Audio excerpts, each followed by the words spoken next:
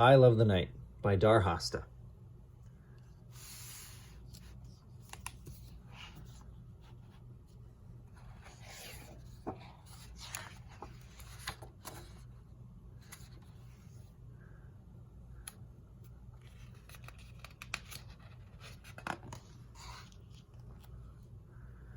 Once upon a time, it was at night.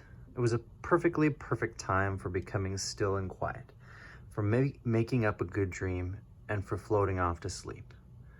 But as the sky began to dim, there was a stirring and a scurrying, a wiggling and a waking, and a whisper on the wind called out, "I love the night." And the nocturnal adventure began.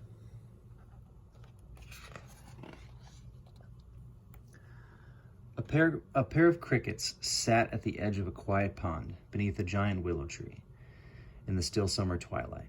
Night sounds are just starting to be heard. The boy cricket rubs his wings together and begins his sundown song. "I love the night," he sings. "It is so marvelously marvelous for making moonlight music." The girl cricket settles herself into a cool evening grass and enjoys his chirping. "I love the night," she croons. "It is so delightfully delightful for a starry serenade."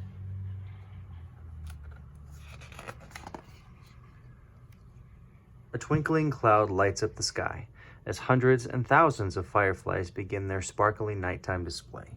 "We love the night," the little beetles call out to each other as they pass in the air. "It is so spectacularly spectacular for flying and for flashing." Yellow-green glow on, yellow-green glow off, flashing on, flashing off, into the night, in the Firefly Light Show.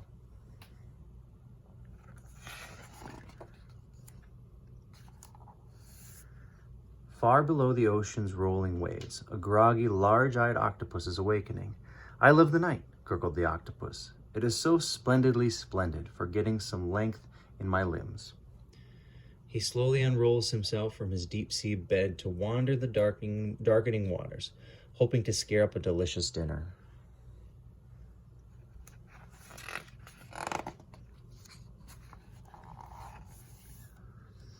High above the ground, in the heart of a beautiful and swampy rainforest, a small green frog with big red eyes is rousing from his daytime slumber in the cradle of a leaf. "I love the night," croaks the tiny tree frog. "It is so fabulously fabulous for calling to my companions and for creeping across the canopy." He finds a frog friend and happily hops off into the green blue night to make some more croaking.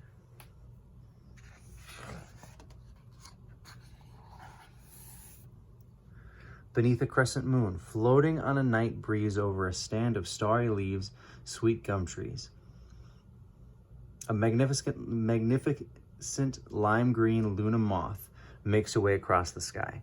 "I love the night," whispers the graceful and gorgeous moth. "It is so beautifully beautiful for finding just the right leaf for my dainty and delicate eggs." The Luna moth floats gently through the sweet gum leaves until she finds just the perfect leaf.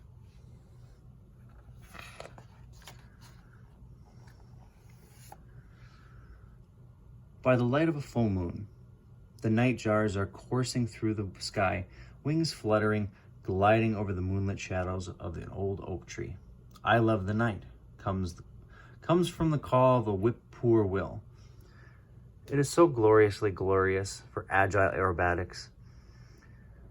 With a loop of dips and dives, he soars off into the night, leaving an echo of whoop, purr, poor, whip, poor will.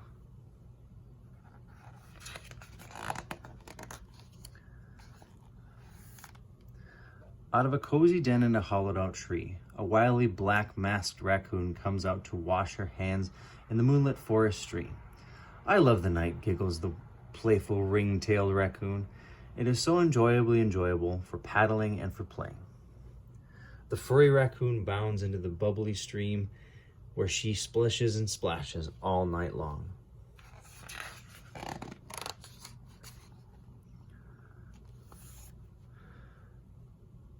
Perched on one of the topmost branches of a mottled old sycamore tree, a sleepy horned owl opens up one lazy eye at a time. "I love the night," mutters the owl. It is so superbly superb for getting some wind under my wings. The owl gives his head a turn all the way around to the left, and then gives his head a turn all the way around to the right. With a mighty flap of his enormous wings, he takes flight, relishing the feeling of the midnight sky flowing through his feathers.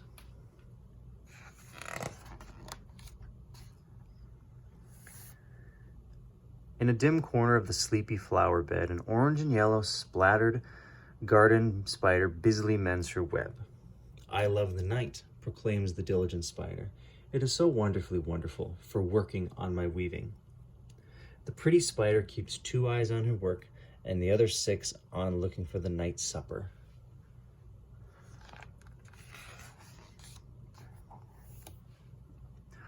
High up in the jungle trees, a multitude of furry fruit bats are waking from their lazy day.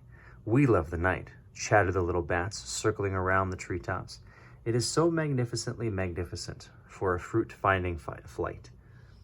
The agile night travelers spy some banana trees in the distance and make their happy way to a fruitful feast. Below the trees, below the tops of the woodland plants, down on the ground, among the fallen leaves and twigs, a small, shy Dormouse crawls out from a snuggly nest where she has slept all day. I love the night, squeaked the little Dormouse, her large ears twitching this way and that. The air is so sweetly sweet, with the smell of honeysuckle. She scurries over to a branch heavy to the ground with flowers, where she sniffs and snacks happily until dawn.